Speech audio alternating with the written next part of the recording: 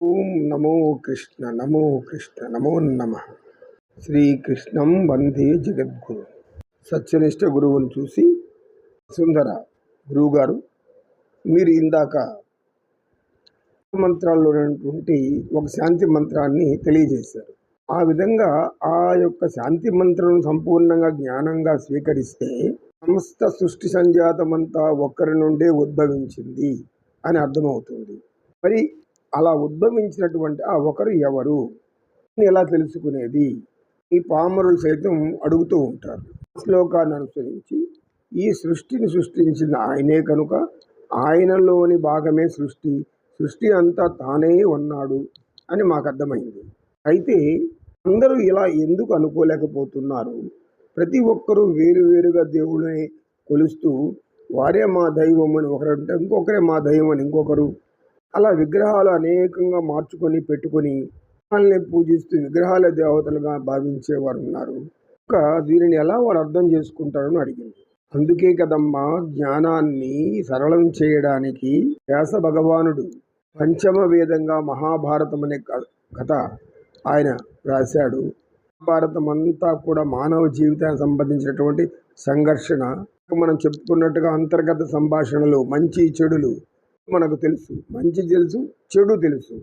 ఏది ఆచరించాలి అనుకున్నప్పుడు అంతర్గత సంభాషణలో తోడైతే మనసు అహం కలిస్తే ఇంద్రియాలు కలిసిపోయి వాటితో విజయం సాధిస్తారు. విజయం వాటి సొంతమవుతాయి. అప్పుడు మనుషులు దుర్మార్గమైన దారిలో ప్రవేశించి ఆ మార్గంలో నడుచుకుంటూ వెళ్ళి చేరాని పాపకర్మలు చేస్తూ అనేక విధాలుగా ధనం దోచుకోవడమే ప్రధానంగా జీవిస్తారు. ఇలా సందిగ్ధంలో అనేక మంది మహాత్ములు, పుణ్యాత్ములు కూడా ఇలాంటి పరిస్థితి ఎదుర్కొనక తప్పదు.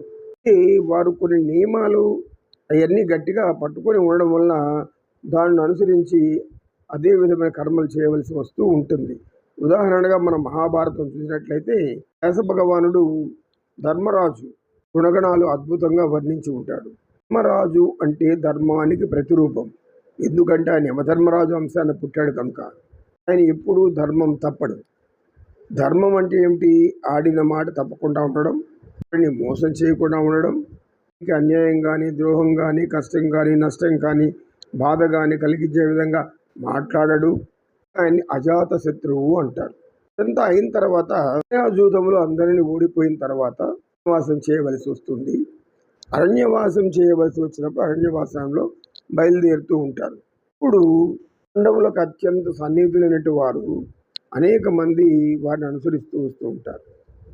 కొందరు ధర్మరాజుని ఇలా అడుగుతారు, ధర్మరాజా, మీరు సర్వధర్మాలు తెలిసిన వారు, జూదం వ్యసనం అని కూడా మీకు తెలుసు, తెలిసి ఇది మాయాజూదం అని కూడా మీకు తెలిసే ఉంటుంది. మరి ఎందుకు అందులో పాల్గొన్నారు? ఆ యొక్క ఎందుకు చేయవలసి వచ్చింది అని అడుగుతాడు. ఇప్పుడు ధర్మరాజు ఒకే ఒక మాట అంటాడు. ఏమంటాడంటే, విధి బలి. విధి అనేది బలీయమైంది. అంటే ఏంటి? నీ విధి అంటారు, విధులుడు నిర్వహించు అంటారు. అంటే ఇది అందరికీ సులభంగా అర్థమయ్యే మాటే కదా. విధి వాళ్ళు నిర్వహించాలి. విధి అనేది ఒక కాలశక్తి, భయంకరమైన కాలస్వరూపం. మానవులు ఎవరెవరు ఏమి అనుకున్నా ముందుగా ఏర్పరిచినటువంటి ఆ విధి రాతను తప్పించిన ఎవరి వల్ల కాదు. అందుకే బ్రహ్మను విధాత అంటారు. ఆయన ఎవరి జీవితం ఎలా గడవాలనేది ముందే రాసి పెట్టేసి ఉంటాడని చెప్పుకుంటారు. అటువంటి విధి అలాంటి కష్టం వస్తుంది ధర్మరాజుకు తెలుసు. మరి ఎందుకు జూదం అంటారా? ఇచ్చిన మాట కట్టుబడి ఉంటాడు కనుక. జూదానికి రమ్మంటే రాను అనేటువంటి నియమం ఆయన పెట్టుకున్నాడు. ఇచ్చిన జూదానికి వెళ్ళడం అనేది ఆయన మాట కట్టుబడి. అది మాయాజూదం అని తెలుసు, అందులో ఇట్లాంటి అన్నీ వస్తాయని తెలుసు, ద్రౌపదికి అవమానం జరుగుతుందని తెలుసు, అరణ్యవాసం పోవాలని కూడా తెలుసు. ఇన్ని తెలిసిన ధర్మరాజు, ఎందుకంటే అతను ధర్మాత్ముడు కనుక అతనికి త్రికాలజ్ఞుడు అయి ఉంటాడు. అతనికి అన్ని విషయాలు కూడా ముందే గ్రహించే శక్తి ఉంటుంది. కానీ విధి నిర్ణయాన్ని తప్పించుకోలేము అని మాట చెప్తాడు. విధి ఇలా ఉండాలి అని నిర్ణయించబడింది. ఎందుకు అది విధి ఆ విధంగా ధర్మరాజుకి పాండవులకి కష్టాలు వచ్చాయంటే, కష్టాలు భరిస్తేనే సుఖాలు వరిస్తాయి అనేటువంటి ఒక సూత్రం ఉంది. భగవంతుడు పెట్టే పరీక్షలన్నిటికీ నిలబడితే మనం మాట తప్పకుండా, మోసం చేయకుండా, ధర్మ విరుద్ధంగా పోకుండా కానీ ఉంటే చివరకు విజయం వారిని వరించి ఆనందాన్ని, సంతోషాన్ని ఇస్తుంది. కనుక ధర్మ సూక్ష్మము అనేది సరిగ్గా గ్రహించకపోతే అందరూ అనేక కష్టాల పాలవుతారు. విషయాలు ముందుగానే ప్రకృతి అందరికీ తెలియజేస్తుంది. కోరిక అనేది మనసులో ఎలా ప్రారంభమవుతుంది? ఒక వృక్షాన్ని మనం ఊహించుకోవచ్చు. ఒక వృక్షం పెంచాలి అంటే ముందు దానికి సంబంధించిన విత్తనాన్ని అందులో వేయాలి. ఆ విత్తనాన్ని నాటాము అంటే కొంతకాలానికి శిథిలమైన ఉన్నటువంటి ఆ విత్తనం నుంచి మొలక ప్రారంభమవుతుంది. మొలకగా పైకి వస్తుంది. ఈ ఉపయోగపడే వృక్షం అయితే పెంచుకోవచ్చు. అది ఏదైనా విషం చిమ్మే వృక్షం అయితే, హాని కలిగించే వృక్షం అయితే వెంటనే తుంచేయాలి. కనుక ఈ చిన్న మొలక మెల్లిమెల్లిగా పెరిగి మహావృక్షంగా మారుతుంది. మనసులో కూడా కోరికలు ఇలాగే తయారవుతాయి. లేని కోరికలు, ఆ పరిస్థితులను అరించి కోరికలు మనం కోరుకోవచ్చా, కోరుకోకూడదా అని తెలియకపోవడము అజ్ఞానము. జ్ఞానాన్ని సరిగ్గా అర్థం చేసుకోలేకపోవడం వల్ల ఈ సమస్యలు వస్తాయి. ఇంకే మనకు సామెత ఉంది, కై వంగ అనేది మానై వంగదు. అన్నది మొదట్లోనే తుంచివేయకపోతే, మొగ్గగా ఉన్నప్పుడు తుంచివేయకపోతే అది పుష్పంలా వికసించి దాని యొక్క భయంకర స్వరూపాన్ని చెల్లుతుంది.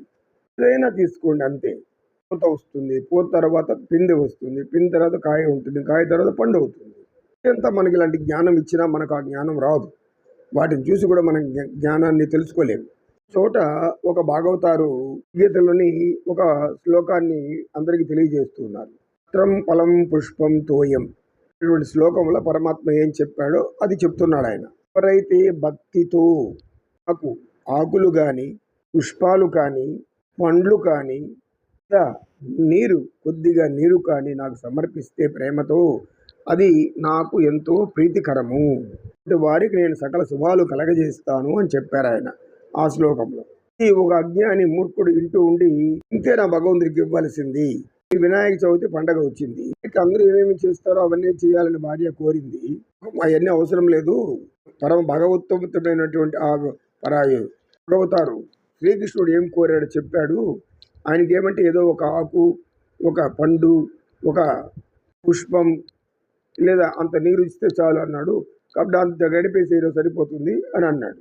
భార్య ఆయన్ని అడిగింది, ఆకు అన్నారు, ఆకు ఎత్తాక ముదురాక పండిపోయినాక ఇస్తారు అని చెప్పారా భాగవతారు?